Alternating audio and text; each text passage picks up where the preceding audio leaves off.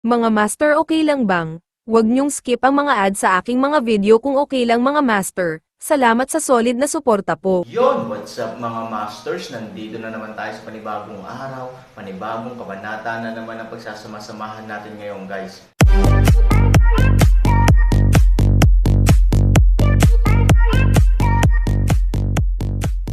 Bali mga masters, kung bago ka pa lang po sa aking YouTube channel, please click the subscribe button, lalong-lalo na po yung notification bell guys, para maging connected pa rin tayo sa isa't isa at maging updated kayo sa mga susunod ko pang video.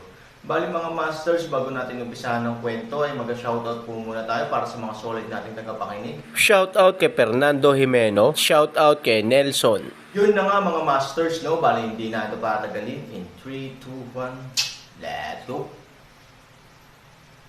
Ayusin ang ibang mga kapatid na pumasok sa posisyon. Oo, pupunta ako sa ilalim ng lupa, sabi ni Han Sanchen kay Scar.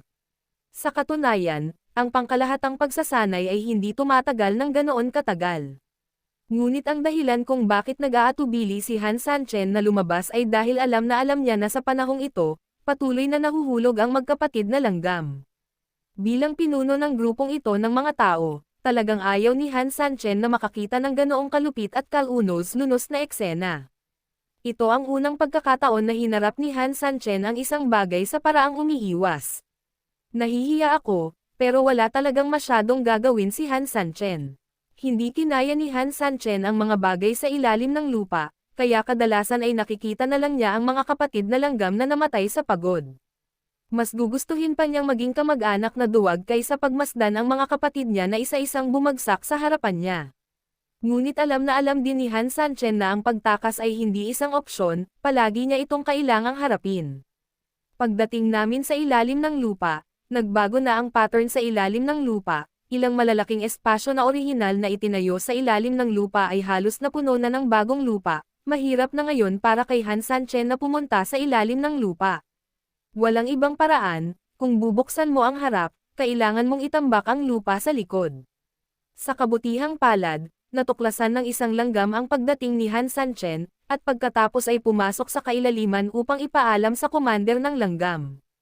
Mabilis na sumugod ang commander ng langgam, nang makita niya si Han Sanchen, agad siyang lumuhad at sinabing, "Sumuwi ako sa utos at kumilos ng pribado, hinihiling ko sa aking benefactor na parusahan ako." "Anong kasalanan mo?" "Ako, Han Sanchen, ang may kasalanan." Han Sanchen felt very guilty. "You guys follow me, you can't enjoy the glory and wealth, but you can only wander on the edge of life and death. It's me, Han Sanchen." Walang kakayahan si Sanchen, natural, ako, si Han Sanchen, ay nagkasala din. Mga kapatid, ano ang mga nasawi? Sa isang pangungusap, ang commander ng langgam ay tumahimik. Alam na alam ni Han Sanchen na ang pagtatanghal na ito ay nagpapakita na ang mga nasawi ay napakabigat. Wala pang isang katlo ng mga tao ang natitira, si Commander Ant-Man ay nagsalita pa rin sa mahinang boses. Han Sanchen ay nakapikit mula sa labanan, hanggang ngayon ay napapikit ito. At napapikit, ang mga nasawi sa mga tropa ng langgam ay hindi naging kasing trahedya ngayon. At ang kamatayan sa labanan ay isang bagay lamang ng ilang mga saksak at ang ilang mga salamangka ay mabilis na nawala ang sakit, ngunit sa kasalukuyang sitwasyon, ang mga namamatay ay pagod na pagod sa kamatayan. Tuldok, nagulat ang Ant-Man Commander at nagmamadaling sinubukang hilahin si Han Sanchen pataas, ngunit direktang tumanggi si Han Sanchen. "Ito ang dapat kong gawin." Umiling si Han Sanchen, at pagkatapos ay bahagyang ipinikit niya ang kanyang mga mata. "Ako, Han Sanchen, lumuhad sa langit at lupa, lumuhad sa aking mga magulang, at hindi kailanman lumuhad sa iba, ngunit sa pagkakataong ito, lumuhad ako sa langit at lupa, lahat ng patay na kapatid na langgam ay lumuhad. Ako, Han Sanchen, sumumpa na hinding-hindi pababayaan ni Han Sanchen ang ibinuhos mo ng iyong dugo. Sa ngalan ng lahat ng mga kapatid na nabubuhay pa, ako ay nagpapasalamat sa iyong mga pagsisikap ngayon." Pagkahulog ng mga salita ay natahimik ng matagal si Han Sanchen bago siya tumayo. "Salamat sa pagsusumikap mo." Tumingin si Han Sanchen sa commander ng langgam at sinabi. Commander ng Ant-Man ngumiti at sinabi, "Mahal kong kaibigan, ikaw ay malugod na tinatanggap, may kailangang magdala ng pasanin-pasulong. Mula ngayon, tawagin mo akong kuya."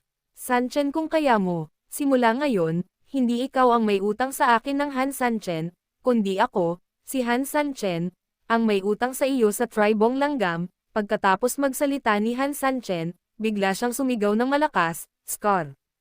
Pagkatapos marinig ang utos, mabilis na tumakbo ang peklat mula sa pasukan sa ilalim ng lupa. Pinuno, narito ang aking mga subordinate. Pumunta ka kaagad at ihatid ang mga matatanda ng kabilang partido sa pader ng lungsod, sabay-sabay, ipaalam sa lahat ng mga kapatid na agad na maupo sa kanilang mga posisyon.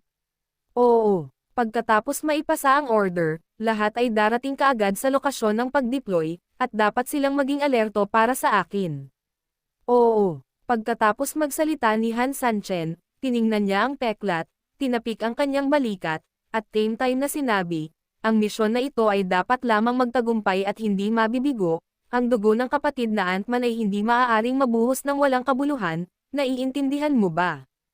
Huwag kang mag-alala, pinuno ng alyansa, kung sino man ang maglakas loob na maging duwag, hindi ko siya pababayaan nang wala ang aking peklat.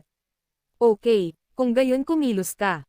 Oo, pagkaalis ng peklat, tumingin si Han Sanchen sa commander ng Ant-Man at sinabing, ayon sa plano mamaya, aakitin natin ang atensyon ng kalaban mula sa itaas. Sa oras na ito, ang kailangan ninyong gawin mga kapatid ay hukayin ang kanilang kampo mula sa labas sa lalong madaling panahon. Sa malapit, ikokonekta namin sila sa serye. Gayunpaman, ang tropa ng langgam ay nalulugi pa rin ngayon, kaya mo ba? Alam ni Commander Ant-Man na marami sa kanyang mga kapatid ang nakaabot sa kanilang limitasyon, kahit na sila ay nabubuhay pa. Ngunit ngayon ay napakalinaw din niya na ang misyon ay pumasok sa pinakakritikal na sandali. Kuya 3,000, huwag kang mag-alala, lalaban ang Ant-Man hanggang sa walang matirang buhay, at tiyak na tatapusin niya ang misyon. Pagkarinig nito ay halatang nagulat si Han Sanchen, halata sa kanya na baka umabot na sa limitasyon ang mga langgam. Gusto na niya talagang talikuran ang aksyon na ito, ngunit sa isang arrow sa string, tila kailangan niyang kumilos. Nakikita ko, walang mga salitang hindi kailangan, para sa Han Sanchen, wala nang ibang paraan ngayon, ang tanging bagay na natitira upang gawin ay ang gumawa ng sarili niyang praktikal na mga aksyon. Paglabas ng underground space, dumiretso si Han Sanchen sa pader ng lungsod. Tumango si Scar, tumingin sa kanyang mga nasasakupan, at hindi nagtagal, umalangaw-ngaw ang tunog ng mga tambol sa buong mundo. Matapos marinig ang kaguluhan dito, hindi nagtagal, ang base camp ng kaaway na 10 milya ang layo ay nagsimula na ring pakilyusan ang mga tropa nito. Ilang mga commander, na may daan-daang libong tropa, ay patungo sa ganitong paraan sa isang makapangyarihang paraan. Pinuno, dinala ang mga tao dito. Bulong ni Peklat, paglingon niya sa likod, nakita niya na ang matanda ay dinala sa pader ng lungsod sa ilalim ng escort ng ilang tao. Han Sanchen, what's wrong? Do you really want to keep your word and send me back? Baka sa mukha ng matanda ang paghamak, pagkaraang maupo sa kulungan ng mahigit 10 oras, hindi lamang siya pinahirapan ni Han Sanchen, ngunit talagang inilabas siya ng selda 2 oras ng maaga, ito ay hindi kapanipaniwala sa kanya. Kaya naman, nang magsalita siya ng ganito ngayon, gusto rin niyang subukan ang mga plano ni Han Sanchen. Ano, sa tingin mo gusto kong maging kontrabida tulad mo? Nakangiting sabi ni Han Sanchen. Ang matanda ay mukhang hindi nasisiyahan at walang nakitang anuman, sa halip, pinagalitan si Han Sanchen, pero di ba may 2 oras pa bago ang ipinangako mo? Is it none of your business? I like to be in advance, hindi ba? Nag-away ulit si Han Sanchen. Galit na galit ang matanda na halos baluktot na ang ilong. I asked you a question, but you. This guy doesn't act according to common sense. Ikaw ang kumilos bilang isang maginoo, at ikaw ang isa na kumilos bilang isang kontrabida. Kay Lola, ayaw nang magsalita ng matanda, alam niyang kahit anong hiling niya ay wala siyang mapapala sa kanya. Sa halip na maghanap ng galit, mas mabuting huwag nang magtanong tungkol sa kalikasan ng isang tao. Hindi nagtagal, dumating din ang isang grupo ng mga tropa na pinamumunuan ng commander sa ilalim ng pader ng lungsod. Han Sanchen, ano ang gagawin mo bago ang napagkasundo ang oras? Posible bang gusto mo siyang palayain ng maaga? Ang pinuno ng kabilang partido ay tila ang bagong halal na pansamantalang pinuno ng grupong ito ng mga tao. Ngumiti si Han Sanchen at sinabing, anong pangalan mo? Tianlo. Ang temporary acting commander-in-chief ng ating hukbo, sagot ng lalaking nagngangalang Tianlo. Hindi nagulat si Han Sanchen, tiyak na sasamantalahin ng kaaway ang panahong ito upang muling pumili ng pansamantalang pangunahing porma sayon upang maiwasan ang anumang mga pagbabago at magkakaroon sila ng mga kasanayan upang harapin ang mga ito. Medyo mabilis ang aksyon, sabi ni Han Sanchen. Stop talking nonsense, Han Sanchen, what do you want to do? Kung gusto mong palayain ng maaga ang mga tao, pakawalan mo sila ng mabilis, maipapangako namin sa iyo na maghihintay kami ng 12 oras bago salakayin ang Yetian City at kitilin ang iyong buhay. Ngumiti si Han Sanchen, bakit galit na galit ka? Nasa kamay ko pa rin ang matanda mo, at pinagbabantaan mo ako dito. Kung pakakawalan ko siya, talagang nagdududa ako kung tutuperin mo ang 12 oras mong pangako. So, I'm a little worried now. I don't want to go ahead, kahit bantaan mo pa ako, mas lalo akong natatakot, baka bumalik ka pa sa mga sinabi mo at maantala mo pa ang oras. Ang pangunahing layunin ng hakbang ni Han Sanchen ay upang patayin ang espiritu ng kalaban. Natural na gustong pataasin ng bagong ahente ng kabilang partido ang kanyang prestihiyo o ipahayag ang saloobin ng kabilang partido, ngunit nais ni Han Sanchen na gumawa ng masama ng palihim. Sigurado, ang walang hiya na pag-uugali ni Han Sanchen ay agad na nagpahiya kay Tianlo. Ano kayang gagawin ni Tianlo? Labanan ito. At kung talagang sisira ng walang hiyang taong ito ang kanyang pangako, magiging makasalanan siya. Gusto mo bang lunukan na lang ang galit mo? Bawasan ang sitwasyon at pakalmayan ang galit. Tapos ang tigas niya ngayon lang parang biro. Napakawalan diya mo, nagmura si Tianlo sa puso niya.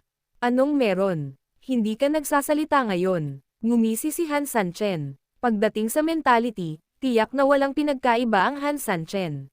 Pinipigilan ni Tianlo ang galit sa kanyang puso. Han Sanchen, tinawag mo kami ng maaga dito, nandito ka lang ba para makipaglaro sa amin? Anong gusto mong gawin? Mabuti pang sabihin mo na lang ng diretso. Tumango si Han Sanchen, mukhang mas personal ang ganyang mga salita. Sige, sasabihin ko sa'yo ang gusto kong gawin. The waiting time is too boring, you see, we drank wine and at this meal, we have nothing to do, so I called you over in advance to see if your situation is stabilized. Ngayon ay tila nasa ayos na ang koponan at isang bagong pansamantalang ahente ang napili, na talagang nagbibigay katiyakan sa akin. Kung hindi sila magkaaway, baka maniwala talaga ang kabilang partido sa kalokohan ni Han Sanchen. Ngunit dahil lamang sa magkaaway sila, ang mga salita ni Han Sanchen ay parang nanunuya. Matagal na nating ginagawa ito, at dito mo pinaparada ang mga tropa natin. Kahit isang tanga ay malalaman na malinaw na pinaglalaroan sila ni Han Sanchen. Han Sanchen, huwag kang masyadong lalayo, the worst is, I'll die, galit ang matanda at malamig na sumigaw. Oh, matanda ka na, bakit ang sanggit mo pa? Sabi ni Han Sanchen, kung gusto kitang patayin, pinatay na kita 10 oras na nakalipas, bakit ngayon pa? 12 oras, at hindi mo pa rin ako pinapayagang magsaya. Labis mo akong pinahirapan noon. Nang nag-aapoy sa galit ng kabilang partido, ang mga salita ni Han Sanchen ay nagbigay sa kabilang partido ng isang bagay na inaasahan niya, at sabay na pinigilan ang galit ng kabilang partido. Ano ang ibig sabihin ng tumalon pabalik-balik malapit sa iyong bottom line? Ginagawa ito ngayon ni Han Sanchen. Han Sanchen, sapat na ang saya mo ngayon, papayagan mo ba siyang umalis ng maaga? O dapat tayong bumalik ngayon at bumalik kapag natapos na ang oras? Tanong ni Tianlo. Nag-isip sandali si Han Sanchen at parang walang sagot. Sandali lang, I'll discuss it with my brothers. Pagkasabi nun, talagang nag-discuss ng peklat tong lalaking ta. Medyo kooperatiba din ang Scar at nagsimulang makipag-usap kay Han Sanchen. Mas marami silang napag-usapan, mas malaki ang pagkakaiba ng dalawang tao. Sa simula, umiling ka at umiling ako, hanggang sa huling sitwasyon kung saan sinigawan mo ako at sinabuyan kita. Tila nag-aaway ang dalawang lalaki dahil sa matinding hindi pagkakasundo. At this moment, lumapit din si Huya. Agad na hinayla ni Han Sanchen si Huya, at isang kaway ng 3 tao ang dumating upang mag-usap ng magkasama. Tianlo, anong ginagawa ni Han Sanchen? Tama na, Dam, Sila mismo ang nag-away. Is this a act or just teasing us? Ilang kasamahan ang nagsimulang magsalita ng mahina sa pandinig ni Tianlo. Halos magalit ang mukha ni Tianlo. Kung tutusin sa galaw ng katawan ng tatlong tao, kitang-kita na ang tatlong taong ito ang umaarte sa kanila. Ito ay isang bagay lamang ng pagpapalam sa mga tao o hindi, paano kaya nagkaroon ng ganitong away? Pero ang sitwasyon ngayon, kahit alam mong pinaglalaroan ka niya, hindi ka pa rin magalit. Teka, tiisin mo muna, 10 oras na tayong naghihintay, at hindi bababa sa 1 oras at kalahating oras na ito, sabi ni Tianlo. Damn it, Han Sanchen is playing like this, after we get the elder back, we'll have to settle the fucking accounts with him. Tama na, buti na lang ang yabang niya ngayon, kaya natin siyang paiyakan kahit paiyakan natin.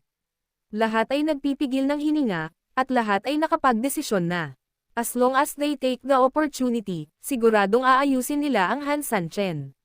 Ngunit talagang handa silang tiisin ito, ngunit hindi nila pinansin na masyadong mahaba ang nakakahiyang pag-arte ni Han Sanchen, makalipas ang buong 10 minuto, nagtapos silang tatlo sa mainit na talakayan. Han Sanchen, may resulta ba? Tanong ni Tianlo. Tumanggaw si Han Sanchen, I'm sorry, noong napag-usapan ko ito ng aking kapatid noon, ang aming mga opinyon ay ganap na magkasalungat, kaya't kami ay may kanya-kanyang opinyon, at ang away ay tungkol sa iisang tao. Sabi ng biyenan na tama ang biyenan, at sinabi ng biyenan na tama ang biyenan, kaya nagkaroon ng pagkapatas. Buti na lang at nandito ang isa pa nating kapatid, at kilala mo siya. Kuya ang pangalan niya. Hindi na talaga nakayanan ni Tianlo, sabi ko Han Sanchen, ano ba talaga ang gusto mong gawin? Kung may sasabihin ka, sabihin mo lang, hindi kami bulag, nakakakita kami. Saglit na natigilan si Han Sanchen, saka bumalik sa normal sa susunod na segundo, okay, anyway, ang resulta ay pagkatapos ng ating diskusyon, we finally decided 2-1 na hindi muna papakawalan ang mga nakatatanda mo pansamantala. We have to wait until the 12 when the hour is up, let him go. Sa isang pangungusap, si Tianlo ay talagang magagalit hanggang mamatay. Parang may tumutusok sa'yo ng kutsilyo, mas masakit ang isang malalim na saksak, pero patuloy mo akong ginugulo ng maliliit na saksak at maliliit na saksak, na sobrang nakakainis, lahat. Bakit hindi, bumalik ka muna at magpahinga. Yun na nga mga masters, no? Bali panibagong kabanata na naman yung natapos natin ngayong gabi. Muli, maraming salamat po talaga sa walang sawang suporta po sa aking YouTube channel na talagang inaabangan nyo po ang bawat upload ko po. Bali mga masters, magkita-kita ulit po tayo bukas ng gabi at ngayon po ay magpapaalam po muna tayo. Bali mga masters, bye-bye!